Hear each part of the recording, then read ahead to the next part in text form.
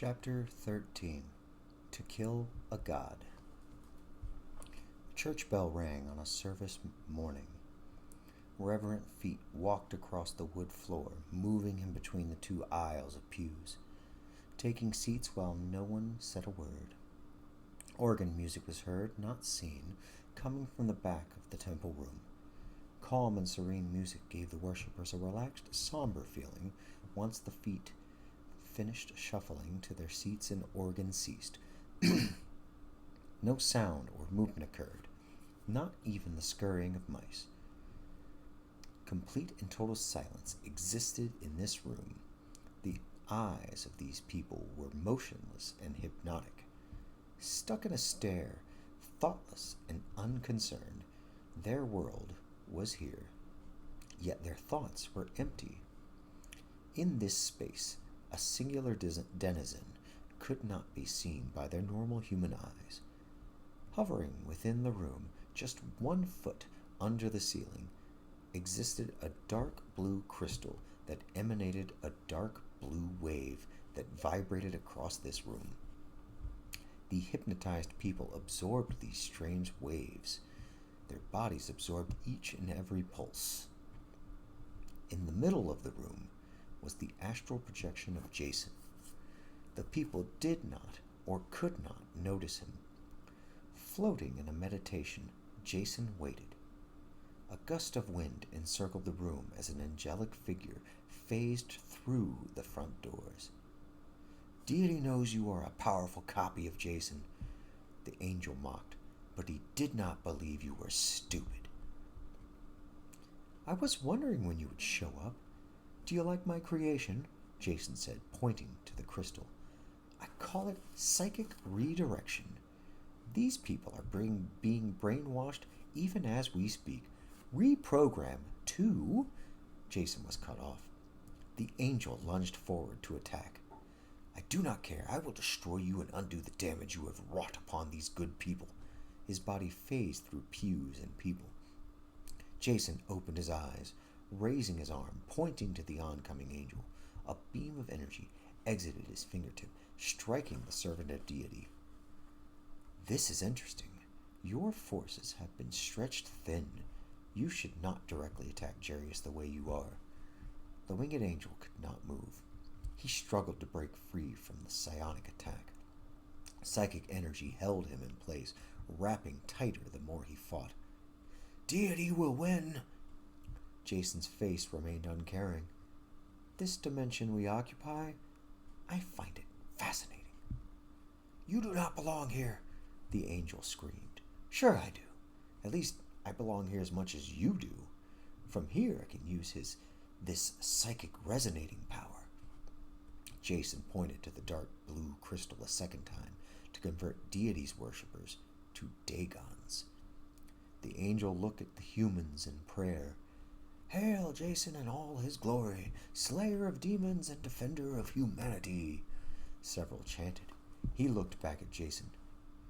Yes, I know the irony of these people empowering a demon and not knowing it, Jason said. You serve a demon. You are blasphemy incarnate, the demon screamed. I never have and never will serve any demon. I have and do, however, work with one. There is a difference. The angel glared at him, furious, desiring nothing more than to attack.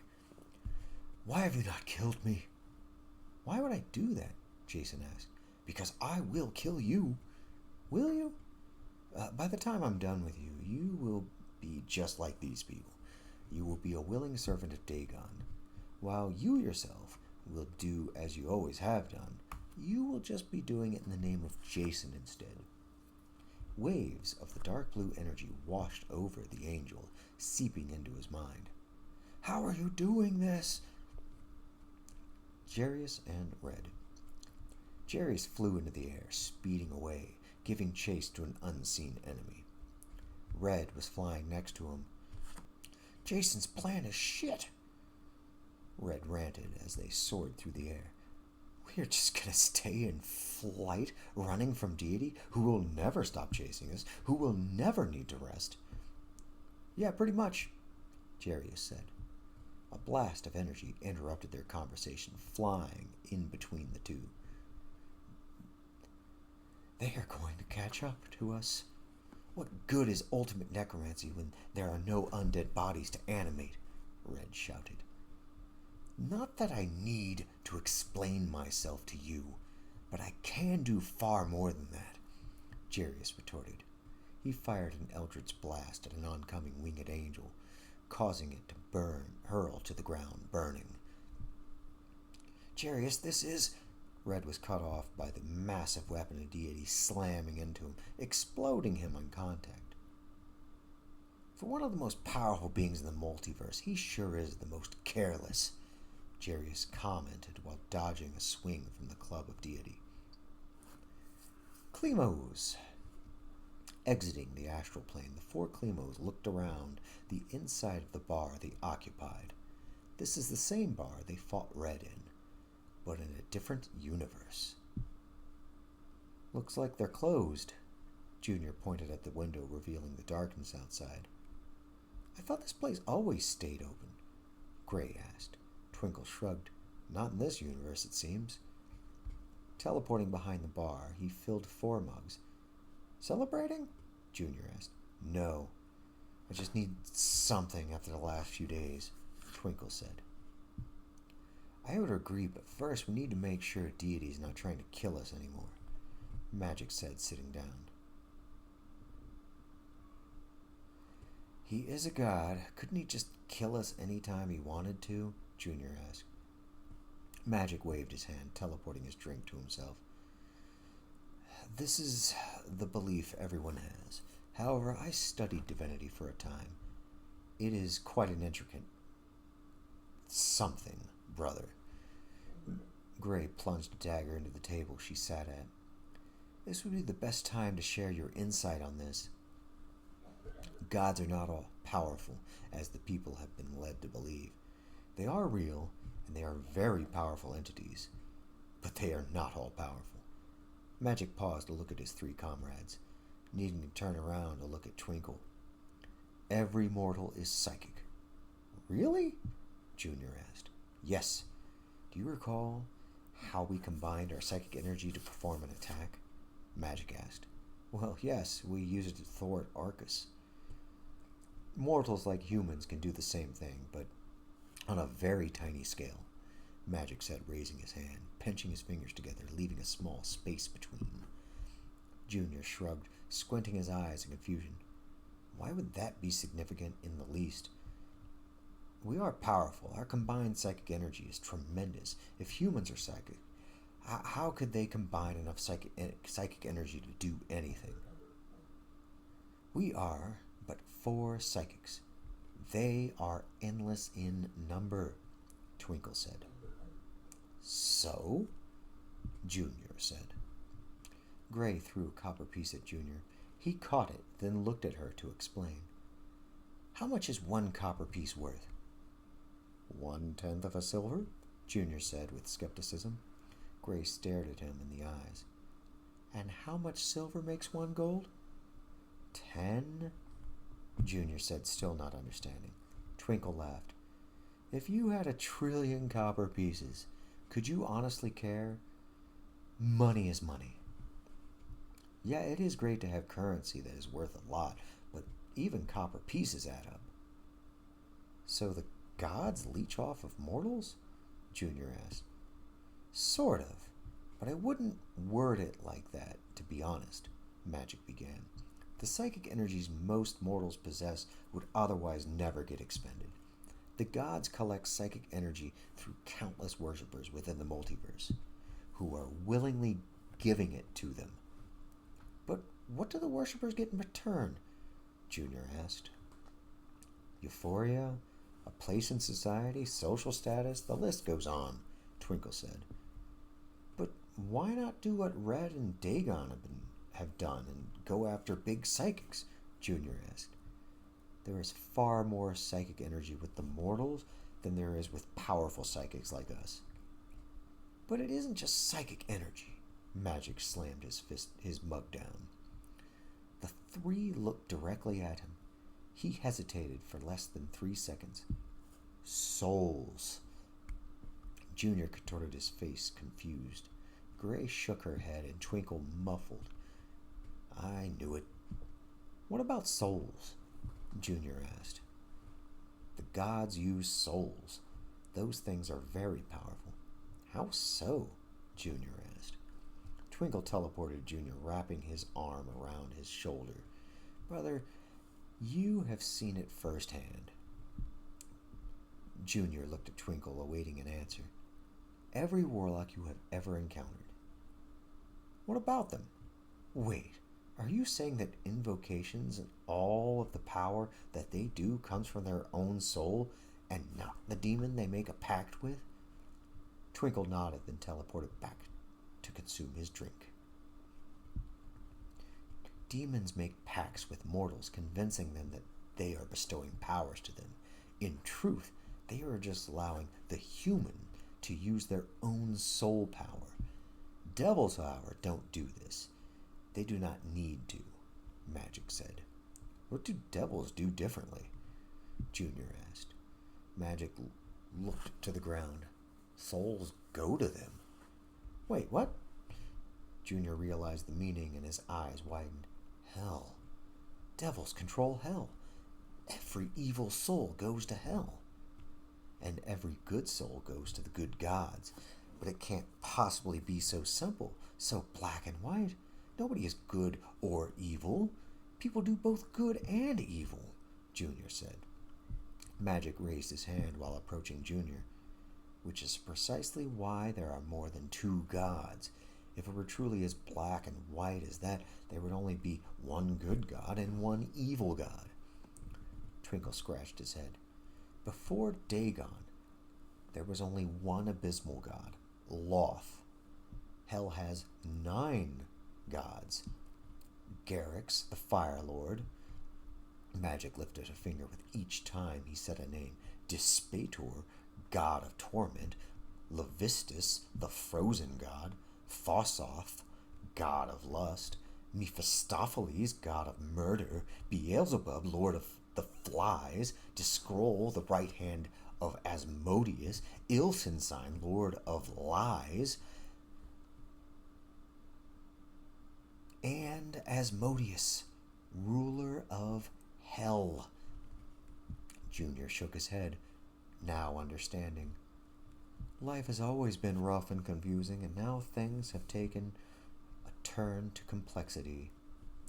We won't stay here long, but now you know why I insisted on stopping here for a quick drink. Twinkle finished his drink. Gray slammed her empty mug down. We should get moving. Magic looked at his 2/3 finished drink. The liquid vanished from sight. Mine is done. Junior looked at his drink.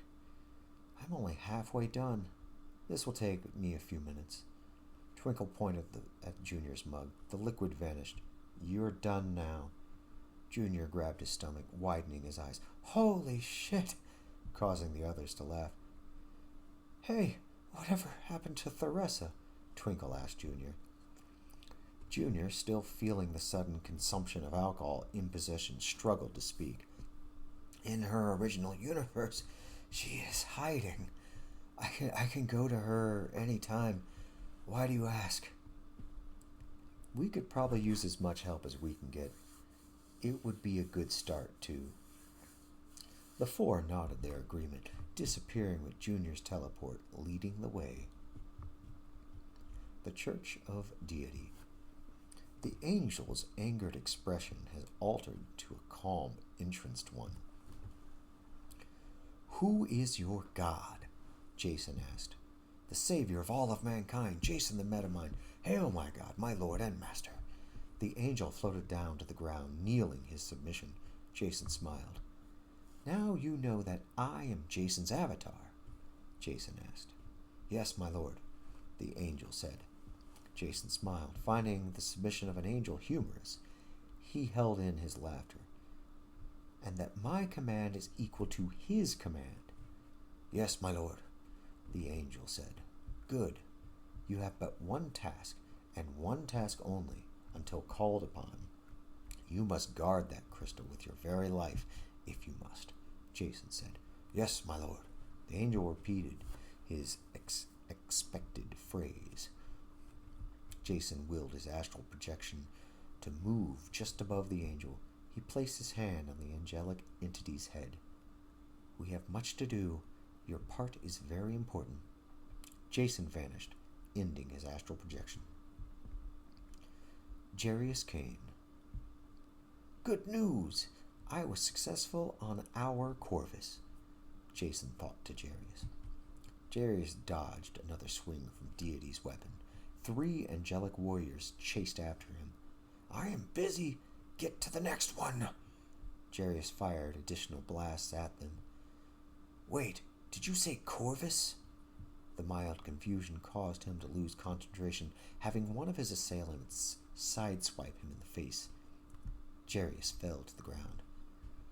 Don't let me distract you. And yes, Corvus, not just one small church. The resonation is so powerful it actually affected the entire planet. I worked really hard on that, just so you know. Jerious stopped his fall just prior to hitting the ground. It took me a very long time to perfect it. Maces swung at him, failing to hit him as Red teleported in kinetically, crushing them into useless clumps of metal pieces. About time he got back. What killed him this time? Clemo's an amateur, no matter how powerful he is, Jason, Jerious said. I'm right here, Red said. Jerious looked at Red as he blasted one of the angels into oblivion. Yeah? So? Red shrugged, saying nothing more. Anyways, Jason, I'm glad to hear that my creation is doing as expected. I was prepared to accept that it would only work in a small area, but hoped it would be successful. I have no idea what you're talking about, Red said as both he and Jerious took flight, escaping yet another attack from Deity himself. Thank you for the update, Jason, but you have a lot more work to get done, Jerious said. The former Lich felt a mental shrug as Jason astral projected away. We are alone again, Red. Red didn't bother to look at Jerious. I don't care. The town of Laguna in Corvus. The 4 Clemos appeared in the middle of the street. So Theresa is here somewhere? Twinkle asked. She should be, yes, Junior said, walking towards one of the buildings. Remember the Psionics Guild is still overrun by Dagon's power. Twinkle looked around at the scenery. Yes, of course, but how has she managed to elude Dagon? Magic walked along with them, placing his hand on his chin. My best guess is that Dagon has only invaded areas of concentrated psychic energy. He might view it as a waste of time to track down individual psychics. Pfft, demon lords aren't that complex. You're completely correct, brother. They are lazy and careless. Why, I remember back when Grotzt... Clemo stopped speaking. What is it? Gray asked as Twinkle and herself drew their weapons preparing for combat. Junior raised his hand to calm the other 3 down. We are not under attack. I just had a thought. They sheathed their weapons. Theresa and I are from different universes. Twinkle shrugged. Yeah, so? It's just weird that I've never met her in my own universe, Junior remarked. She might not even exist in your universe, Junior, Magic said. The youngest Clemo looked at Magic. Yes, I considered that a possibility. It doesn't matter, I guess. The 4 stopped in front of a house. Junior knocked on the door. After a moment, the door opened, revealing the astral projection of Theresa. Glowing light dimmed, vanishing as she ended her power. Immediate footsteps were heard rushing to the door. Theresa lunged out, wrapping her arms around Clemo. I thought the worst might have happened. It was hard enough to save you from your city, but... She choked on her words, stopping her sentence. Junior hugged her back. With so few psychics left, we were thinking about gathering as many as we can. Theresa let go of him. For what? Her face held an expression of genuine confusion. Junior held her hand close. Deity is trying to kill us. Snatching her hand away, Theresa's instincts caused her to back away.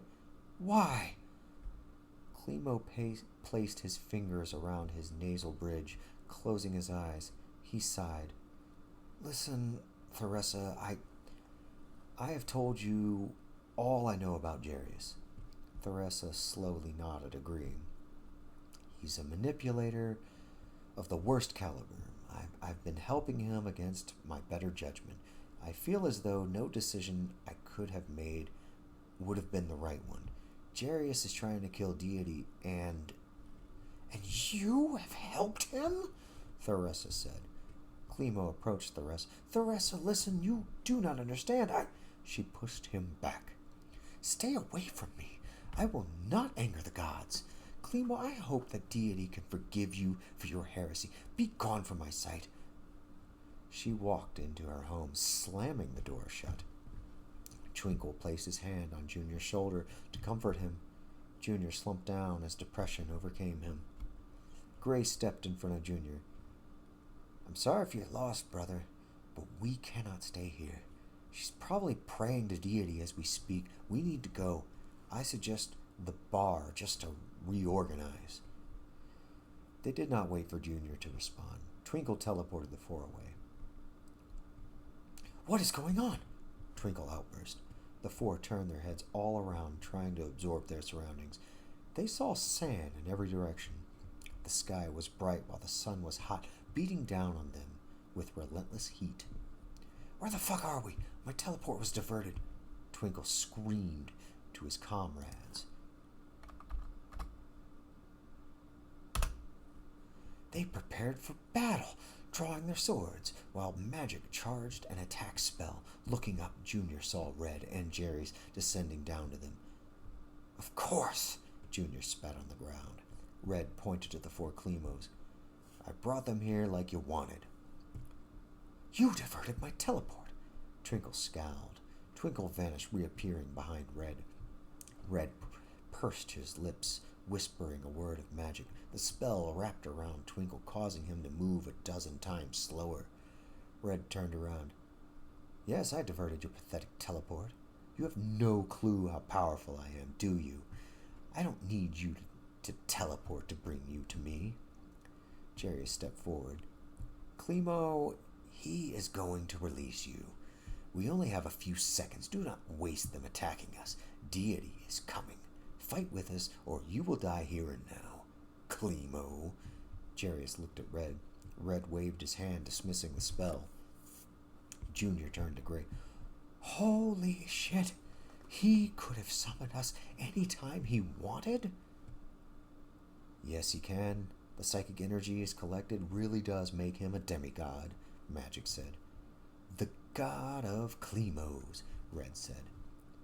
The god of the unimaginative, Jerious scoffed.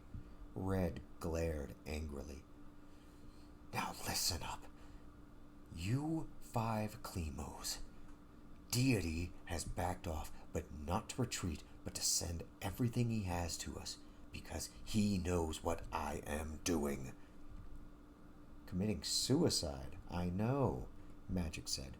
If I die, you die with me, Jerious threatened. Magic shook his head, giving up. Twinkle walked back to his 3 comrades. If we willingly help you, we would be damned to hell for cowardice. Jerious laughed. Stop acting as though you have a choice. He pointed to the sky. Do you see that darkness in the distance that is rapidly getting bigger? He paused, allowing them to look. That is coming for us. Seriously, Jerious, you have bitten off more than you can chew, Magic said. Jerious smiled. Just fight with me, and you will live. I am done talking. End of chapter 13.